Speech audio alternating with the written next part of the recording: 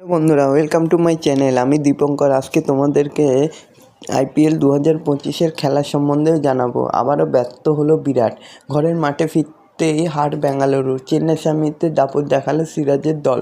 Royal Challenger বেঙ্গালুরুকে ঘরের মাঠে হারতে হলো গুজরাট টাইটান্সের বিরুদ্ধে। প্রথমে ব্যাট করে 169 রান করেছিল বেঙ্গালুরু। 8 উইকেট হাতে নিয়ে ম্যাচ জিতে নেয় গুজরাট। তো বন্ধুরা, এরকমই সব আইপিএলের খবর প্রতিদিন জানতে হলে চ্যানেলটিকে অতি শীঘ্রই লাইক, কমেন্ট, সাবস্ক্রাইব করতে ভুলো না।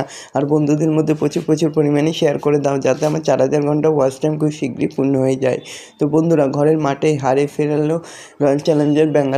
আগের দুটি ম্যাচ জিতে আইপিএলের লিগ তালিকায় শীর্ষে উঠেছিল তারা, কিন্তু সেই দলকেই ঘরের মাঠে হারতে হলো গুজরাট টাইটান্সের বিরুদ্ধে। প্রথমে ব্যাট করে 169 রান করেছে বেঙ্গালুরু। 8 উইকেট হাতে নিয়ে সেই ম্যাচ জিতে নেয় গুজরাট টাইটান্স।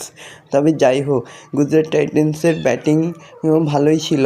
তারা এই রানটা খুব সহজেই তুলে দিয়েছিল। তবে বেঙ্গালুরুর রানটা একটু কম হয়ে গেছিলো।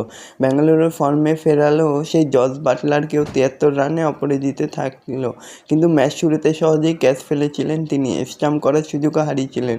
তবে ব্যাট হাতে দলকে ভরসা দিলেন। শেষ পর্যন্ত থেকে দলকে জিতিয়ে মাঠ ছাড়লেন ইংল্যান্ডের প্রাক্তন অধিনায়ক। রান তাড়া করতে নেমে শুভমন গিল ও সাই সুদর্শন শুরুটা করেছিল মন্তর গতিতে।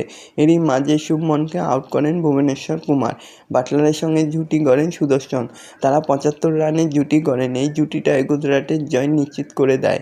সুদর্শন যদিও শেষ পর্যন্ত থাকতে পারেনি, তিনি আউট হতেই ইম্প্যাক্ট প্লেয়ার হিসাবে নামেন রাদারফোর্ড।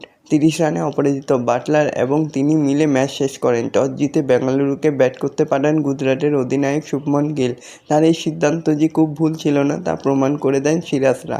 শুরুতেই বিরাট কোহলি 7 রানের উইকেট তুলে নেন তরুণ বাঁহাতি পেসার আরশাদ খান। একের পর এক উইকেট হারাতে থাকে বেঙ্গালুরু। 42 রানের মধ্যেই চলে যায় 4 উইকেট। তো বন্ধুরা, এরকমই সব খেলার খবর প্রতিনিয়ত জানতে হলে চ্যানেলটিকে অতি শীঘ্রই লাইক, কমেন্ট, সাবস্ক্রাইব করতে ভুলো না। ধন্যবাদ সবাইকে।